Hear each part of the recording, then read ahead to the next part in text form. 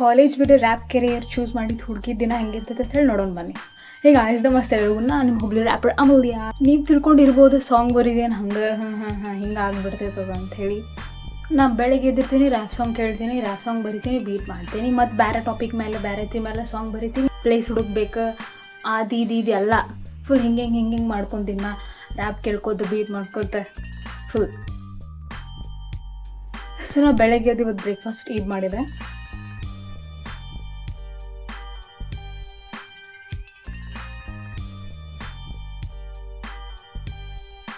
Time 2:30 ಆಗೈತಿ.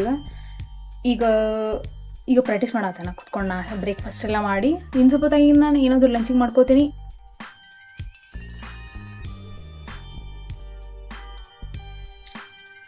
ಒಂದೇನು good news ಗೊತ್ತಾ, ಏನು ಥೀಮ್ ಐತಿ ನೋಡಂದ್ರೆ ರ್ಯಾಪ್ ಸಾಂಗಿಂದ ಈಗ ನೆಕ್ಸ್ಟ್ ಮಚ್ಚ ನೀವು ಎಲ್ಲರೂ ಲೈಕ್ ಮಾಡ್ತೀರಿ ನಂಗೆ ಗೊತ್ತಾಯ್ತವ.